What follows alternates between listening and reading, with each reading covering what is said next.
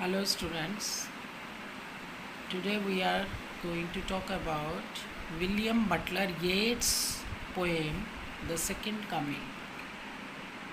This poem was written in 1919, several years after the end of World War I, and it is named after Christian Second Coming, which is the biblical prophecy that predicts Jesus' return to the earth to reign after the end of days. The poem's first stanza describes the world of chaos, confusion, and pain. The second stanza is a longer one. Here, the poet imagines that the speaker is having a vision of the future, but this vision replaces Jesus' heroic return with what seems to be the arrival of a grotesque beast. So in the first stanza, the poet describes the condition of the world after the World War, and that condition is what? chaos is there, anarchy is there, अव्यवस्था है, confusion है, pain है, things are fast disintegrating. Second stanza जो है वो longer है. Second stanza में poet जो है वो इमेजिन कर रहा है और वो उसको फ्यूचर के बारे में इमेजिन कर रहा है और उसको एक विजन दिखाई देती है, एक पिक्चर सी दिखाई दे रही है उसको, और उस पिक्चर में रिटर्न किसका है? जीसस का नहीं है ना. जब डिसइंटेग्रेशन होता है, जब सिविलाइजेशन का डिसइंटेग्रेशन होता है तो जीसस का रिटर्न होता है क्रिश्चियनिटी के हिसाब से, लेकिन टू सेव मैनकाइंड. लेकिन यहाँ पर जीसस का, क्राइस्ट का रिटर्न नहीं है. यहाँ पर क्या है? एक अजीब सा बीस्ट है, अजीब सी एक इमेज है एक बीस्ट की, जिसकी बॉडी जो है वो लॉइन की है और जिसका ऊपर का जो हिस्सा है वो मैन का है. तो इस तरह से बताया. तो यहाँ पर क्या है कि बहुत अच्छे से पोइट ने वर्ड पिक्चर्स यूज़ की हैं, एक विविड डिस्क्रिप्शन दिया है सोसाइटी का, कि सोसाइटी किस तरह से कलैप्स हो रही है, सोसाइटी किस तरह से बिखर रही है. तो ये एक पोर्ट्रे किया है, ये सब दिखाया है उसने, पोइट ने इमेज इस पोएम में. तो let's talk bit about more about the poem so that the poem can be easily intelligible to you. So we see that the first 8 lines of the poem neatly and effectively sum up the situation of the world after the First World War as it is seen by Yeats, है ना. तो हम क्या देख रहे हैं? The Faulkner has lost control. Faulkner क्या symbolize कर रहा है? वर्ल्ड इटसेल्फ, वर्ल्ड को सिंबलाइज कर रहा है. फॉल्कनर कौन हुआ?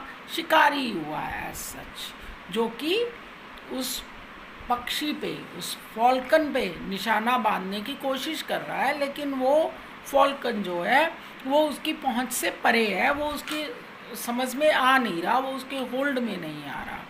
तो फॉल्कनर क्या हुआ? वर्ल्ड. और फॉल्कन कौन हुआ? इंटेलेक्ट, है ना. तो फॉल्कनर किस चीज़ को सिंबलाइज कर रहा है? वर्ल्ड को. तो हम क्या कह रहे हैं? फॉल्कनर जो है, द वर्ल्ड जो है, it is out of joint. तो centre can not hold and absolute anarchy has been loosed upon the world. Anarchy मतलब अव्यवस्था है सब जगह. कहने का मतलब क्या हुआ कि जो ट्रेडिशनल एंड एरिस्टोक्रेटिक वैल्यूज़ हैं, जो ट्रेडिशनल एंड अरिस्टोक्रेटिक वैल्यूज़ हैं, they have been damaged and they are beyond repair. उनको ठीक नहीं किया जा सकता, क्योंकि the best people do not know what is good for them. The worst people, they are full of passion and intensity. जो अच्छे लोग हैं वो कंफ्यूज्ड हैं, उनको समझ ही नहीं आ रहा कि उनके लिए क्या अच्छा है. जो बुरे लोग हैं उनमें क्या है, एक जुनून है, एक इंटेंसिटी सी है, एक पैशन सी है। तो ऐसे में क्या है, एक एटमॉस्फेयर बना हुआ है that is of fanaticism, violence, हिंसा का, है ना, अव्यवस्था का। This is in the first 8 lines. The remaining 14 lines of the poem, they are the signs of an indication that a second coming is round the corner. बाकी की जो 14 lines हैं उनमें डिस्क्राइब किया है कि सेकेंड कमिंग आने वाली है, होने वाली है।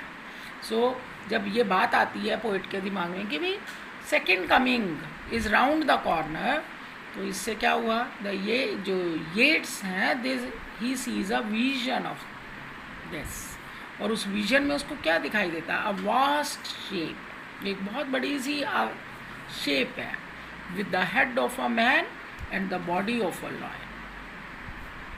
और ये इमेज कहाँ से आ रही है, ये शेप कहाँ से निकल के आ रही है, it is emerging out of the spiritus mundi. Spiritus मुंडी क्या है, ये एक येट्स का अपना ही कॉइन किया हुआ, अपना ही इन्वेंट किया हुआ फ्रेज है। इसका मतलब है कलेक्शन ऑफ इमेजेस, कि उसने अपने माइंड में माइंड में जो कलेक्शन है डिफरेंट इमेजेस का, उसने एक बना रखा है स्टोर हाउस सा, उसमें से उसने वो इसकी बात कर रहा है। और ये स्पिरिटस मुंडी वाली जो इमेज है बहुत ज़्यादा मिथ्स में, लेजेंड्स में यूज़ होती रहती है।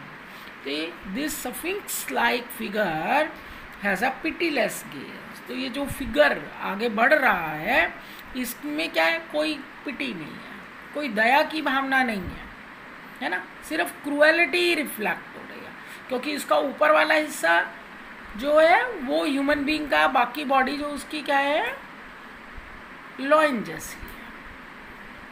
तो पूरा का पूरा जो एक इफेक्ट होता है उस सीन का वो टेरिफाइंग है। So the impression gathered from the whole spectacle is that 20 centuries of Christianity are about to give way to antithetical civilization in which the controlling authority may be cruel and more terrifying. तो कुल मिला के second part को पढ़ने के बाद जो एक इम्प्रेशन आता है माइंड में वो ये है कि 20 सेंचुरीज जो क्रिश्चियनिटी की हैं उसके बीतने के बाद एक जो सिविलाइजेशन आएगी वो अलग सी होगी, इसके बिल्कुल ऑपोजिट होगी।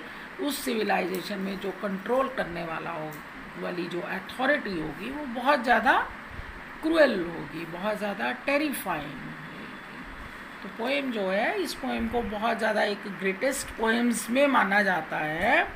और हम देखते हैं कि यहाँ पर बहुत अच्छे से पोइट ने अपनी बात को कहा है। टेक्निकली बात करें तो हर वर्ड, हर लाइन जो है उससे एक पोइट का जो इफ़ेक्ट है वो बहुत अच्छे से प्रेजेंट होता है ना। तो let's see the text and then try to understand what the poet is talking.